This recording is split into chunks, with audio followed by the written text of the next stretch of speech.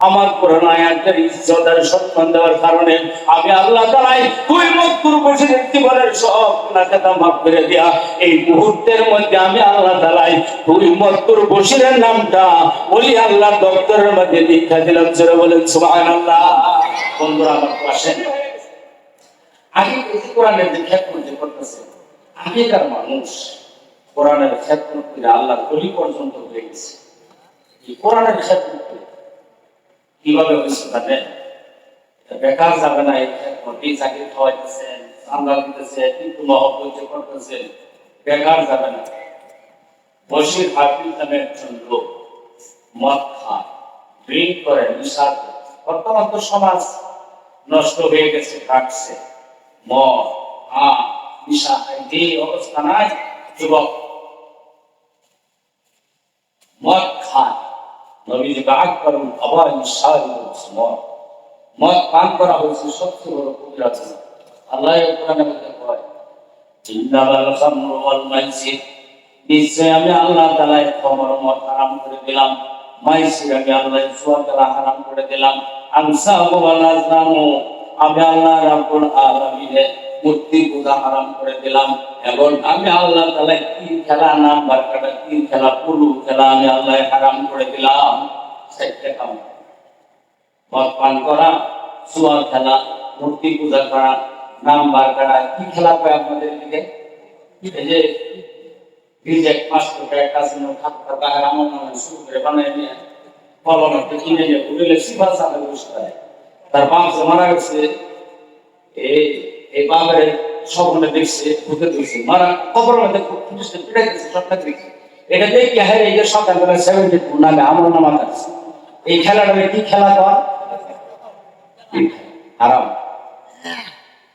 আল্লাহ এই সাইটের কাম হচ্ছে শয়তানের কাম। ফাজতা নিবু আল্লাহ বলেন এর কাছে তোমরা যাবে না, লাআল্লাকুম তুফলিহুন, দুনিয়া ও আখিরাত কামিয়াবি হয়ে যাবে। আমি আজকে ওই দিকে আমি যাই নাই। এই বশির হাফিজ মদ খায়, মদ পান করার পরে মানুষ মাতাল হয়ে যায়, নেশাযুক্ত হয়ে যায়। মদ পান করার পরে মানুষটা বাড়িতে গিয়ে হাল্লা চিল্লা করে, প্রেম ঠিক থাকে না, শক্তি ঠিক থাকে না, উল্টা পাল্টা মানুষের সাথে ব্যবহার করে। যে সমস্ত মানুষের মদ পান করে ওই ফদাসী মানুষের তার বাবা কি বাবা বলে চিনে না, মার সাথে কি ব্যবহার তাও জানিয়াও জানে না। আই বেড়ানোর মুরব্বী মসজিদ মাদ্রাসার সাথে সম্পর্ক তাও উল্টা পাল্টা লাগায় কিছুই করতে পারে না। মদ খায়, প্রত্যেকদিন মদ খায়, মাতাল অবস্থায় ঘোরা খায়। আল্লাহ একদিন মদের রাত খায় যায়, খাবার দেখতে দেখতে দেখতে হঠাৎ রাস্তার মধ্যে একটা কাগজের টুকরা চোখের সামনে পড়ল। কাগজের টুকরাটা দিকেই এই মদা লিডার দেওয়ানি মদ পান করে তার শিষ্য আছে, লিডার কাগজটা হাতে উঠায় নিয়ে হেঁটে একটা আরবি লেখা আছে, জানেন পড়া জানেন আরবি ভাবছি এটা আরবি লেখা। আমরা যদি কেউ কোরআন শরীফ পড়া নাও জানে, একটা কাগজ করে দিয়েছে, এটা উড়ায় যে হ্যাঁ কোরআনের আয়াতের মধ্যে দেখা এটা একটু আপনি একটু সাদার মধ্যে রাখবো না, নাই কমসে রাখবো না, নাই তেলাওয়াত না জানলেও সম্মান দেখা যায়। কত মানুষের পায়ে দাঁড়িয়েছে, এটা হাতে নিচ্ছে আরবি লেখা নিয়ে একটা গাছতলা রাস্তার কিনারে বসে গেছে। বসে বসে চিন্তা করে সাথী আছে, ওরা দেওয়ানির সাথে চলেন আটকায় যায়। বলে না আমি আজকে যাবো না, তোমরা যাও। কেন যাবেন না? বলে তোমরা জানো না গো, আমি আজকে আসবার টাইমে রাস্তার উপরে একটা কাগজের টুকরা পেয়েছি। এই যে কাগজের টুকরাটা আমার হাতে আছে, ওখানে আরবি লেখা আছে। আমার তাদের মনটা কেমন কেমন লাগতেছে, আমি আজকে যাব না। বন্ধুরা আমার, আল্লাহ যদি মানুষকে যদি হেদায়েত করে, এত বড় ইবাদত বন্দেগীর দরকার নাই। একটু ছোটখাটো ইবাদত আল্লাহ মাফের জন্য এতটুকুই যথেষ্ট হয়ে যায়। বাবুরা আমার, এই মধুর সম্পর্ক মানুষগুলি ঘটনাক্রমে চলে গেল মদের আড্ডায়। এই বসির হাফিজ মদ পান করার লিডার সর্দার দেওয়ানিটাই কি করলো? কাগজের টুকরাটা হাতে নিয়ে আস্তে আস্তে করে টুকটুক করে করে করে করে বাড়ির দিকে রওনা।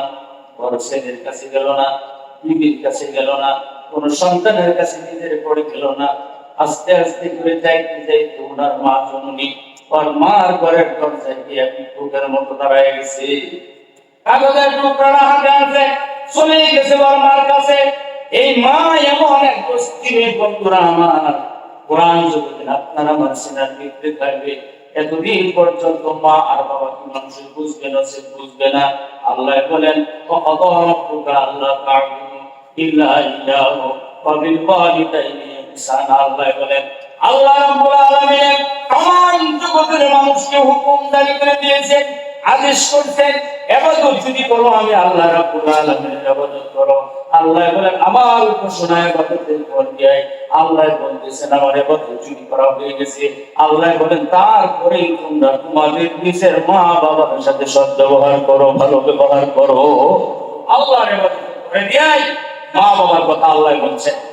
এখন আমি স্কুল থেকে যাই নিয়ে দুইটা এগুলো মাদ্রাসা, এগুলো বাপ্পা বন্ধুরা আমার এইটাই নিয়ে অল্প সময় একটু খামসা খামসি আলোচনা। মা বাবা ইহসান, ইহসান শব্দের অর্থ, ইহসান শব্দের অর্থ হচ্ছে এই জগতের মানুষ, তুমি ইহসান শব্দের অর্থ হলো তুমি তোমার মা বাবার সাথে ভালো ব্যবহার করো, ভালো ব্যবহার করো, ওদের ঔষধের ব্যবস্থা করে দাও, মেডিসিনের ব্যবস্থা করে দাও, ডাক্তার যদি লাগে ডাক্তার ব্যবস্থা করে দাও, ভালো ভালো নরম বিছানার ব্যবস্থা করে দাও, টাকা পয়সার ব্যবস্থা করে দাও। ইহসান শব্দের অর্থ হলো আমার আল্লাহ বলেন, হে আমার বান্দারা তোমার হায়াতি জিন্দেগির ভিতরে 60 70 80 90 বছরের যত পরিমাণ টাকা পয়সা তুমি কামাই করছো, যদি তোমার মা কিংবা তো বাবা, মাই হোক বা বাবাই হোক, কিংবা তো কারো মা আছে বাবা নাই, কারো মা আছে বাবা নাই, এমন দুইজন থেকে যদি একজন যদি থাকে কিংবা তো দুইজনই যদি আছে, আমার আল্লাহ বলতেছে তোমার জীবনের সমস্ত টাকা পয়সা ধন সম্পত্তি কোথায়, তোমার বুড়া মা তোমার বুড়ি বুড়া বাবা তোমার বুড়ি মার পায়ের নিচে আস্তে করে বিছায়া দাও। তামাম সম্পত্তি যত সম্পত্তি তুমি কামাই করছো, সমস্ত সম্পত্তি ব্যাংক ব্যালেন্স টাকা পয়সা জমি মাটি যত আছে সমস্ত কিছু তোমার মা বাবার পায়ের নিচে তুমি বিছায়া দাও। দুইজন থেকে তিন জায়গার মধ্যে খুব জোরে আওয়াজে কথা বল আমার আল্লাহ হারাম করে দিয়েছে। এক নম্বর হলো সন্তানগুলিরা আমার আল্লাহ বলেন তিন জায়গার কোন জোরে আওয়াজ দিয়ে কথা বলা হারাম। তার ভিতরে একটা জায়গা হলো তোমার মা বাবার সামনে তুমি জোরে আওয়াজ দিয়ে কথা বলতে পারবে না, ওটা হারাম। আপনার বাবা যদি বাবা মায়ের যদি সন্তানকে যদি ডাক দিছে ডাক দিবে, এই সময় সন্তানের শুনতে হবে আমার মা আমার বাবা কত জোরে আওয়াজটা দিয়ে আমরা ডাক দিছে। বলা হইতেছে যে পরিমাণ আওয়াজে সন্তানকে মা বাবা ডাক দিছে, এর থেকে আরো কম আওয়াজে মা বাবার আওয়াজ থেকে কম আওয়াজে তার উত্তরখানা দিতে হবে। কথা বুঝতেছি কি? ইহসান বন্ধুরা আমার আরেক জায়গা হলো মসজিদের ভিতরে গিয়ে বড় গলায় আওয়াজ দিয়ে চিৎকার করে করে কথা বলা হারাম। আরেক জায়গা হলো যে জায়গার মধ্যে কোরআন শরীফ তিলাওয়াত করা হয়, এই ছাত্র একজনে কোরআন শরীফ তিলাওয়াত করে, যে আওয়াজে তিলাওয়াত করতেছি আপনি যদি ওখানে আসেন এই কোরআনের আওয়াজের থেকে আরো কম আওয়াজে কথা বলতে হবে, কোরআনের আওয়াজ থেকে যাতে আপনার আওয়াজটা যাতে বড় না হয় হারাম। বন্ধুরা আমার মা আর বাবা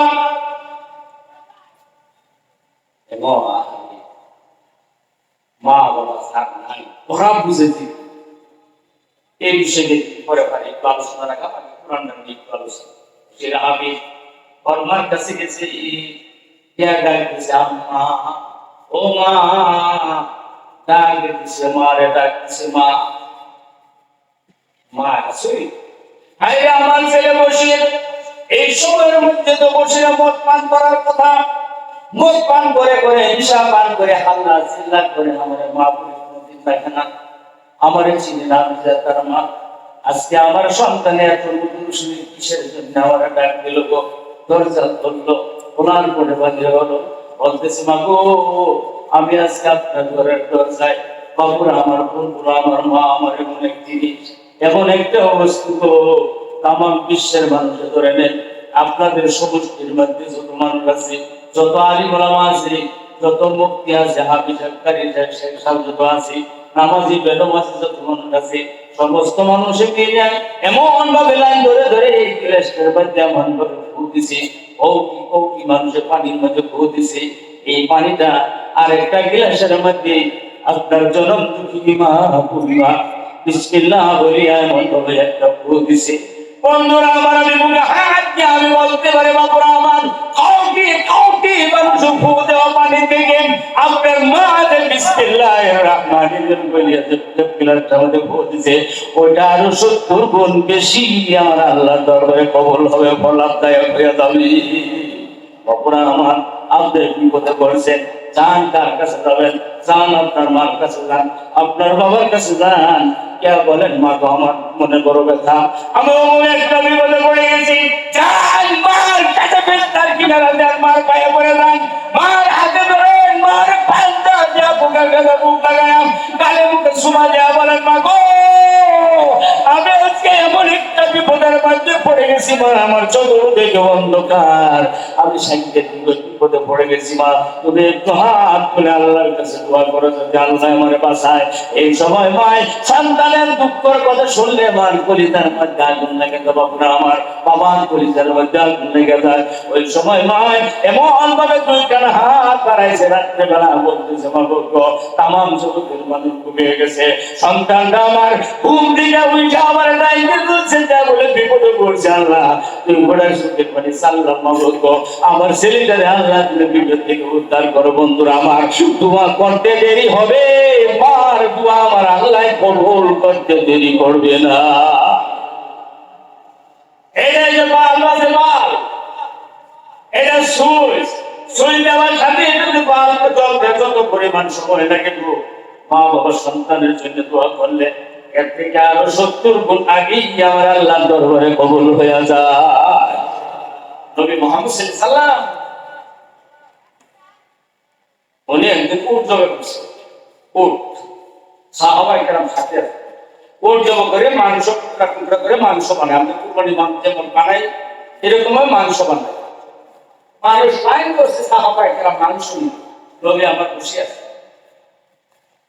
হঠাৎ করে নবী মুহাম্মদ সাল্লাল্লাহু আলাইহি সাল্লাম দেখে একজন বুড়ি মানুষ, মেয়ে মানুষ আস্তে আস্তে আস্তে আস্তে করে করে আসতেছে। সে সময় কাছে আসলো, লাইনের মধ্যে ছিল। নবী আমার ডাক দিছে, আপনার মতো মানুষের লাইনের কোনো দরকার নাই, এই সবের মধ্যে থাকার কোনো দরকার নাই। নবী খাবে খাওয়ায় আল্লাহ রাসূল এই মেয়েটারে বুড়ি মানুষটারে এমন করে ধরে ধরে তাকায় আনার পরে শরীর থেকে আমার ভাবে চাদরটা নিয়ে আল্লাহ রাসূল কি করলেন, চাদরটা বাড়ির উপরে বিছিয়ে দিছে। এই বুড়ি মানুষটাও মেয়ে তো আস্তে করে নবী ব্যবহার করা চাদরের উপরে বসে গেছে। আল্লাহ রাসূল সাল্লাল্লাহু আলাইহি ওয়াসাল্লাম যে কাপড় জীবনে একবার ব্যবহার করছে, হাতে স্পর্শ করছে, 7টা জাহান্নামের আগুনের জন্য হারাম হয়ে গেছে। সুবহানাল্লাহ, এই দামি চাদরের মধ্যে বসে গেছে। যে সময় বসে গেল, সাহাবায়ে কেরাম আসলে আলাপ আলোচনা শুরু হয়ে গেল। আলাপ আলোচনা করতে করতে বহুত সময় আলাপ আলোচনা করলেন নবীজি, এই পরিবেশের সাথে আলোচনা করলেন, বুড়ির সাথে আলোচনা করার পরে যে সময় চলে যাবে আল্লাহ রাসূল নিজের হাতে নবুয়তির 2 হাতের দ্বারা মাংস আইনা এই বুড়ি মা মেয়েটার কাপড় আঁচলের মধ্যে বাঁধিয়ে দিলেন। এই সময় বাঁধিয়ে দিলেন, বাঁধিয়ে দেওয়ার পরে বুড়ি যে সময় চলে যাবে সমস্ত সাহাবায়ে কেরাম লক্ষ্য করে দেখে এই বুড়ি মেয়ে মানুষটাই নবী মুহাম্মদ সাল্লাল্লাহু আলাইহি সাল্লামের মাথার উপরে হাত রেখে আসমানের দিকে তাকায় চোখের পানি ছেড়ে ছেড়ে আল্লাহর কাছে দোয়া করে। নবী কান্দে গো, এই বুড়িটাও কান্দে, হারে চলে যে সময় চলে যাবেন নবী আমার কথা ফেলে দাঁড়ায় গেলেন, আমার বুড়ি চলে গেল। যাওয়ার পরে সমস্ত সাহাবায়ে কেরাম বলতেছে ইয়া রাসূলুল্লাহ, সব মানুষ আপনার কাছে দোয়া আছে, আপনি দোয়া করেন। এই বুড়ি মানুষটা এত বড় সাহস, আপনি নবীর চাদরের উপরে বসে গেছে।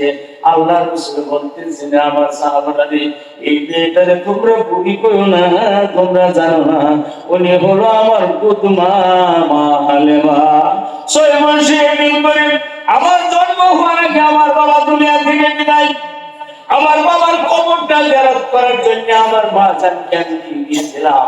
কবরখানা জিয়ারত করে আমি যে সময় আসি, আমার বয়স ছিল 6 বছর। মক্কার মদিনার মাঝখানে আবওয়া নামে জায়গার মধ্যে আমার মা অসুস্থ হয়ে পড়ে গেল। এই অসুস্থ অবস্থাতেই আবওয়া নামে জায়গার মধ্যে আমার মা দুনিয়া থেকে বিদায় হয়ে গেছে।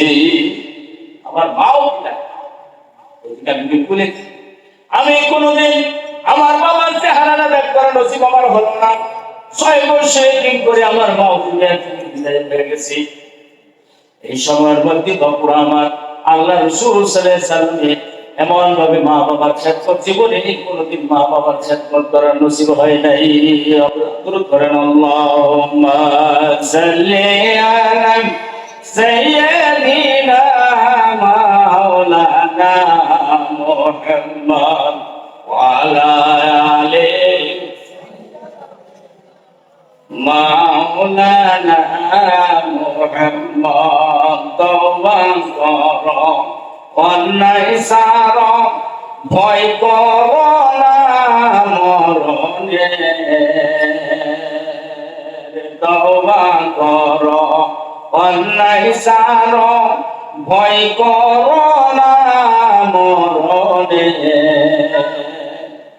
এক সেকেন্ডের নাই ভরসা তোমার আমার জীবনের। আল্লাহুম্মা সাল্লি আলা মাওলানা মুহাম্মদ ওয়া আলা আলি মাওলানা মুহাম্মদ। বন্ধুরা আমার আসেন, এই বসির মদ পান করে মোটাহি ওর মার কাছে গিয়ে ডাকছে, আম্মা মা আসুই মদ পান করার টাইম যখন আমার ডাক দিল দরজা খুলে বাড়িছে। মা এই সন্তানের পুষরাত সন্তানের চেহারার দিকে চায় কই, বাবা বসি তুমি কেন আমার কাছে আসতে বসি? এইটা তো তোমার মদ পান করার সময়, তুমি কি মদ পান করো নাই? এই মদ করে বসে এমন ভাবে মার চেহারার দিকে লক্ষ্য করে বলতেছে, মাগো আমি প্রত্যেক দিনই মদ পান করি, কিন্তু আজ আমি করি না, মদ পান করি নাই বলে কেন? ওই বাবা তুমি কি এই সময় মদ পান করে হাল্লা চিল্লা করে আজকে কেন পড়ো নাই? বলতেছে, মাগো মদ পান করার জন্য গিয়েছিলাম, যাওয়ার টাইমে রাস্তার মধ্যে ছোট্ট একটি কাগজের টুকরা পেয়েছি। এই কাগজের টুকরাটা আমি হাতের দ্বারা ডান হাতে উঠায় নিলাম। উঠানোর পরে লক্ষ্য করে দেখি কাগজের টুকরার মধ্যে কি জানি আরবে লেখা আছে, মা আমি জানি না। টুকরাটা দেখি, টুকরাটা নিচ্ছে। মা কইলা দেহে টুকরার মধ্যে 6666টা যে কোরআনের আয়াত আছে, তার থেকে একটা আয়াত আমার সাথে জুড়ে মহব্বতে অন্তরের মহব্বতে করবেন।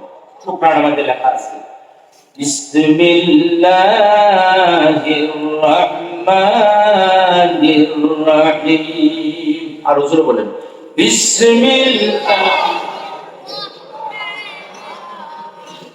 আমার দয়ার নবী বলেন, মান ক্বালা বিসমিল্লাহি মাররা। কোন মানুষের অন্তরের মহব্বতে দুই জোরের ভাগা জায়গা দিয়া বিসমিল্লাহির রহমানির রহিম যদি একবার পড়ে, আল্লাহর রাসূল বলেন লামিয়া বকিসুল বিহিজাররা, ওই মানুষটার জিন্দেগীর ভিতরে যত গুনাহ করেছিল, অর্থাৎ যেদিন দুনিয়া তোমার পেট থেকে দুনিয়াতে আসলো, আসার পর থেকে সে এখন থেকে বসে বিসমিল্লাহ পড়লেন, এর মাঝখানে যার যত দিন চলে গেছে গো, এর ভিতরে যত গুনাহ করেছিলেন, আল্লাহর নবী বলেন জিন্দেগীর ভিতরে যত গুনাহ করেছিল ওখান থেকে লামিয়া বকিসুল বিহিজাররা, ওখান থেকে কিন্তু পরিমাণ গুনাহ আমার আল্লাহ তাআলা মাফ করার বাকি রাখে না। জোরে বলেন সুবহানাল্লাহ। এই মাদ্রাসার সম্মুখে বসিয়া হাজার হাজার মানুষকে একত্রিত হয়ে যিনারা কোরআন আয়াতটা অন্তরে মহব্বত করলেন, বিসমিল্লাহির রাহমানির রাহিম বললেন, আমি হাদিসটার সামনে রাখা ওকে হাতে আমি আজকে বলে দিলাম, বন্ধুরা আমার ওই জমিনের নিচে এই মুহূর্তের মধ্যে ওই জমিনের নিচে জীবনের তামাম গুনাহ খাতা আমার আল্লাহ তাআলা দফন করে দিয়েছে। ধরে বলেন সুবহানাল্লাহ। বন্ধুরা আমার এই মাদ্রাসা এই বসির হাবিব বলে আমি এটা সবাই বলে মা কার নাম? বাবা তুমি জানো না? এর মধ্যে আমার আল্লাহর 3টি নাম লেখা আছে, আল্লাহ রহমান রাহিম। বলে কোরআন আয়াত তাহলে তাই কিন্তু বলে তাহলে মা আমার হাতে দেওয়া তো। মায় বলে না বাবা তোমার হাতে দেওয়া যাবে না, কারণ তুমি বড় গুণাগার। মদ পান করে মাথায় থেকে পাও পর্যন্ত সমস্ত শরীরটাই বরবাদ করে ফেলেছো, দেওয়া যাবে না। তোমার শরীর নাপাক কাছে দেওয়া যাবে না। আল্লাহর কোরআনটা পাক আছে, তোমার শরীর নাপাক। এই সময় ছেলেটাই বলতেছে সর্বনাশ, আমার মা আমাকে নাপাক বলে গুণাগার বলে আঘাত।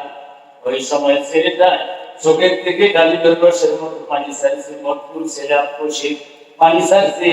ছাড়ার পরে আমার হাতে এমন ভাবে থাপা দিয়ে ধরে কয় মা গো, আমি যতদিন মদ খাইছি ও মা, আমি আজকে কথা দিলাম, আমি আজকে আপনার হাতে আমি প্রতিজ্ঞা করলাম, অনার করলাম গো মা, যতদিন আমি দুনিয়াতে বাইসা থাকি এতদিন পর্যন্ত, এতদিন আর কোনদিন আমি বসিরে মদ পান করবো না।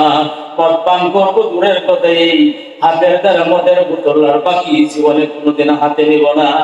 এই সময় এমন ভাবে তওবা করলেন যে মদের মদ আর জীবনে পান করবে না। ভাই বলে ঠিক আছে বাবা, মদ যদি পান না করো ভালো কথা, কাগজের টুকরাটা তুমি রাখবে কোথায়? ওটা তো আল্লাহর কালাম আছে। ওই সময় ছেলে বলে মা গো, আপনি যদি দয়া করে আমার হাতে যদি আল্লাহর কোরআনের আয়াতটা যদি একবার তুলে দেন, কাগজে লেখা এই আয়াতটা যদি একবার যদি তুলে দেন, আমি কথা দিলাম আমি আল্লাহর এই পাক কালামটা আমার হাত থেকে আমি কোন জায়গার মধ্যে আমি গুছায় রাখবো না, ঘরের মধ্যে রাখবো না, কোন উষা জায়গার মধ্যে আমি লটকায় রাখবো না, কোন জায়গায় রাখবো না। ও মা, আমি মদ পান করে জীবনটা আমি শেষ করে দিলাম, আমার একটু সুবিধা করে দেন। বলে কি? বলতেছে কাগজের টুকরাটা আমার হাতে তুলে দেন। আমার হাতে যদি আপনি কাগজের টুকরাটা আপনি যদি দিয়ে দেন, আমি কথা দিলাম যতদিন আমি দুনিয়াতে বাইসা থাকি আল্লাহর এই কোরআনের আয়াতটারে আমার হাতে করে নিয়ে আমার মাথার উপরে 24 ঘন্টায় আমার মাথার উপরে এমন ভাবে ধরে রাখবো, মাথায় থেকে নিচের দিকে আমি আনবো না গো মা।